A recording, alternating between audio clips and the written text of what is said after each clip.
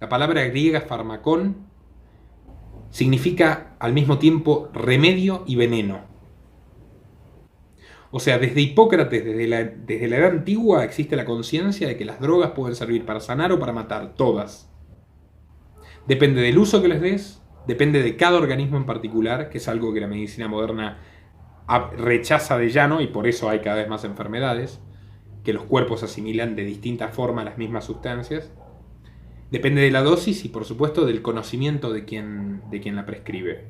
Los médicos de hoy son técnicos y el principal negocio de la farmacia es enfermarte. Hay un autor brillante, que no es liberal por cierto, pero para mí es el pensador más completo del siglo XX, Iván Ilich. Iván Ilich llegó a ser obispo católico, lo separaron de la iglesia precisamente por sus ideas subversivas, y escribió 4 textos brillantes que creo que describen al despotismo moderno de una manera más inteligente y analítica, sustantiva, no objetiva, que cualquier otro pensador contemporáneo. Uno de ellos es Némesis Médica, la expropiación de la salud.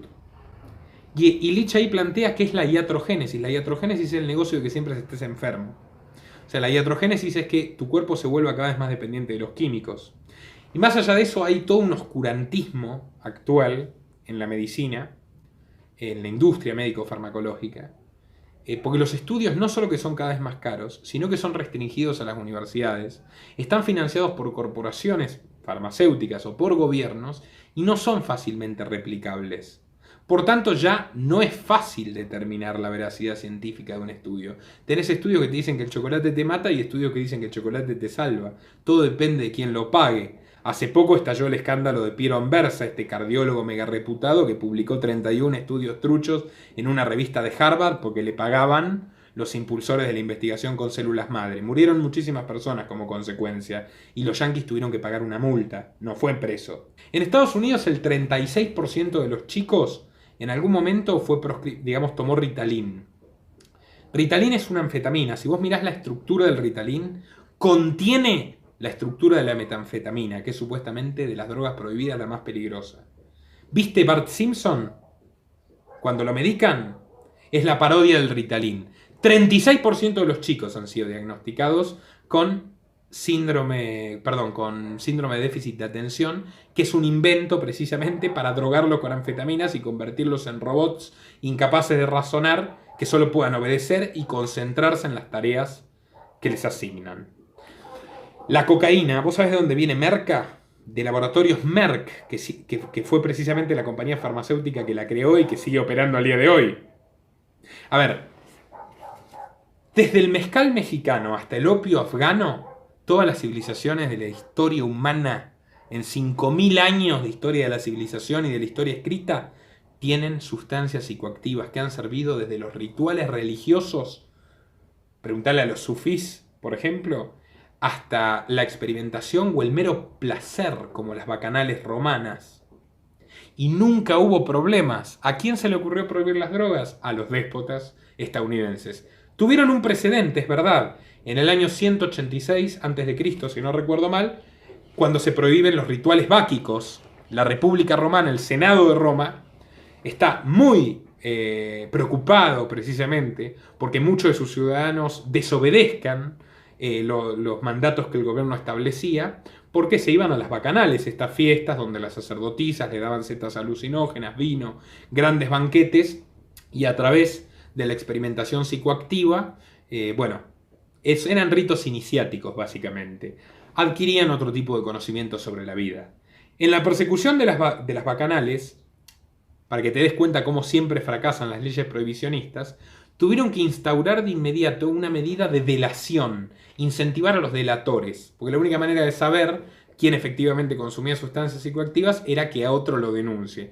Y con eso terminaron generando un clima de odio colectivo similar al de las falsas denuncias feministas de la actualidad, donde terminaron 7000 personas presas, y estamos hablando de Roma antes de Cristo, incluyendo senadores, y tuvieron que retirar la medida porque era un caos y estaban al borde de la guerra civil.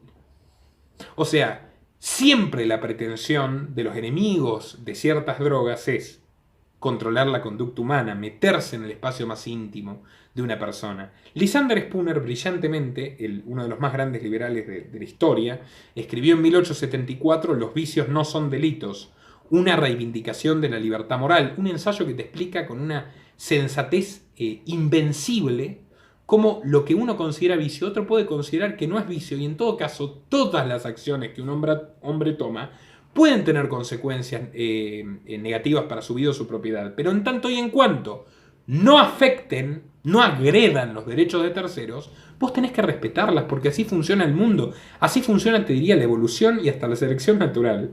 O sea, vos tenés que ser dueño de tus decisiones. La libertad conlleva responsabilidad. Si vos quitás libertad, también quitás responsabilidad. Te convertís automáticamente en un esclavo. Yo vengo denunciando el tema de las drogas hace décadas, básicamente. Bueno, no décadas porque no lo tengo, pero fue uno de los temas que desde el primer momento llamó mi atención, incluso cuando yo era abstemio y no consumía absolutamente nada. Pero a ver, ahora te quieren decir que precisamente las drogas asesinan a las personas en masa. Del alcohol y del tabaco nadie dice nada, porque de hecho son drogas que ha fracasado la prohibición del alcohol, la han tenido que retirar y ahora son las que mayores impuestos reportan a los estados del mundo. Sin embargo, generan mucho más víctimas que la marihuana y que muchas otras más. O sea, y yo me pregunto, estos tipos le quieren sacar la marihuana a Valle Inclán, el LSD a Huxley, ¿bien? El opio a Arthur Conan Doyle. Te voy a contar un dato de Illich. Illich, que era un hombre consecuente con sus principios, le diagnostican cáncer, un tumor en la cara. Le dicen, usted va a vivir 2 años con quimioterapia, como mucho. Illich no solo no se realiza la quimioterapia, sino que se trata con opio en su casa. Vivió 16 años más. Algo similar pasó con Spinetta, que le dijeron 3 años de vida y vivió 21. Avicena, que lo estudian en las facultades de medicina como uno de los 3 padres de la medicina, junto con el griego Hipócrates y el romano Galeno, decía en el siglo XI en Persia que el opio era la bendición de Dios para los hombres sabios. La primera droga que los yanquis prohíben en 1914 precisamente es el opio.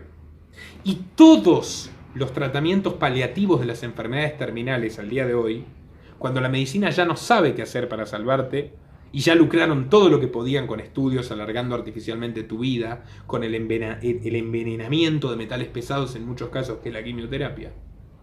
Son opiáceos. Entonces yo no entiendo cómo puede ser que esté permitida la metadona, que es mucho más adictiva que el opio, en vez del opio, que es la sustancia natural causal. Bueno, claro, el opio libera, en cierto punto. El opio amplía horizontes y perspectivas, lo dice Huxley en Las puertas de la percepción. Aldous Huxley, que es quien supo ver en El mundo feliz que te van a dar el soma, por ejemplo los barbitúricos, los betabloqueantes, los antidepresivos, el Ritalin, te van a dar el soma, la droga del Estado, y te van a obligar a tomarla. Pero el Huxley mismo sabía que las drogas que te prohíbe el sistema son precisamente las que son peligrosas para su funcionamiento. Por eso yo defiendo la liberalización completa, venta, consumo y producción de todas las drogas, y me opongo al modelo uruguayo, al modelo de George Soros, que acá quiere copiar Alberto Fernández. Porque en Uruguay tenés, te lo dicen ellos mismos, la misma cantidad de marihuana incautada, la misma cantidad de presos por no adecuarse al régimen legal. Ahora tenés, el Estado monopoliza el cannabis, subió el precio, tenés un registro de consumidores. Si te excedes en las dosis, en vez de mandarte a la policía, te mandan a los psiquiatras. O sea, mafia psiquiátrica. Farmafia, porque además después te desenganchan con sustancias químicas más adictivas. O sea, dejate de joder. Y 11 farmacias venden marihuana de uso recreativo. O sea, ¿dónde está la libertad? Y el resto de las drogas tienen penas aún más altas que antes. ¿Qué pasa? Descubrieron que la marihuana, monopolizada por el Estado, que es quien se encarga de qué cepa de cannabis sativa te da, de qué tipo de THC vas a consumir, puede ser utilizada como soma. Entonces, yo creo que lo que falta acá es que la gente se eduque al respecto. Porque el narcotráfico y la prohibición, que están estrechamente ligados, generan muertes de inocentes, encarcelamientos de inocentes, y fundamentalmente afectan a la gente que no tiene absolutamente nada que ver.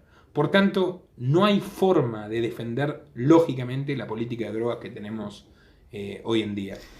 Excelente. Y veo que en un momento hablaste del Ritalin en Estados Unidos, una droga que pareciera ser para estupidizar a parte de la población. No, ojo. Robotiza. Te disciplina y facilita una extrema concentración. Claro. te hace... Bloqueando sinapsis neuronales. Porque todas las drogas psiquiátricas lo que generan es anular una parte de tu cerebro. Por ejemplo, las que ahora le dan a todos los chicos que consideran depresivos, bipolares, etc., la mafia psiquiátrica, son drogas que inhiben la producción de dopamina. O sea, no solo te condenan a ser infeliz, porque es el negocio de la psiquiatría, que seas perpetuamente esclavo de ella, sino que además te inhiben de la posibilidad de rebelarte y de pensar con rapidez. La dopamina es el combustible de las sinapsis neuronales. O sea, sin dopamina o con dopamina restringida vos te convertís en un autómata estúpido e idiota. Y eso es lo que produce hoy la medicina moderna. Yo recomiendo para echar luz al respecto a Thomas Szasz, una eminencia psiquiátrica que escribió El mito de la enfermedad mental. Un psiquiatra reputadísimo que dijo, bueno, basta de mentir. Las enfermedades mentales, vos sabrás, se eligen por votación. No existe ninguna enfermedad real que se elija por votación. Una enfermedad real tiene que tener un conjunto de síntomas relacionados entre sí que en caso de no tratarse te conlleven a una disminución de tu esperanza de vida. O sea que te mata. Tarde o temprano te mata si no la tratas una enfermedad. La enfermedad mental no es así. La enfermedad mental es un conjunto de características de personalidad que arbitrariamente un grupo de lobistas, que es la Asociación Americana de Psiquiatría, volvemos al imperio liberticida estadounidense, elige cada año como enfermedades. Por eso te pueden decir hace 25 años que la homosexualidad era una enfermedad, mentira total, y ahora que existen 112 géneros, mentira total. Esto básicamente es la diferencia entre cientificismo, o sea, el fetiche de la ciencia, o sea, la corporación científica, contra la verdadera ciencia, el espíritu científico, que es algo que vos podés comprobar por tus propios medios, que es replicable, que está en constante revisión. La ciencia se ha convertido en la anticiencia, o sea, los sacerdotes del siglo XXI son los médicos. Y como diría Foucault, esto es biopoder. Ya no tienen solamente el control sobre tu mente, tienen el control químico y biológico sobre tu cuerpo. Y la ignorancia de las personas las hace esclavas. Por eso yo me puse a estudiar medicina. Yo, tengo 25 años. Hay un tendal de padres muertos de mis amigos. Todos de clase media, muchos deportistas, se cuidaban. Todos murieron entre los 55 y los 60. En conclusión me puse a investigar. ¿Es verdad que antes la gente se moría a los 30 años? No, es una miserable mentira. En la Grecia de Hipócrates, en la Edad Antigua, la gente vivía 50, 60, 70, 80 años. En la Francia de los Ilustrados, la gente vivía 50, 60, 70, 80 años. Y en la Argentina del 2019, la gente vive 50, 60, 70 y 80 años con suerte. La diferencia es que ahora nuestros cuerpos son más vulnerables y consumimos una enorme cantidad de fármacos que antes los médicos no prescribían. Y por otro lado, los médicos, ya te digo, son técnicos. El gran problema son las corporaciones biotecnológicas y farmacéuticas que diseñan las sustancias. El médico no comprende la farmacodinamia, repite lo que aprende. Y es muy peligroso que nosotros como ignorantes, dice mi gran amigo Ricardo Iorio, que cada día lo quiero más, porque además es un cráneo, además una persona maravillosa. Nicolás, desde el momento que te sentás en una camilla y te pones un batulín blanco, ya no sos dueño de tu vida.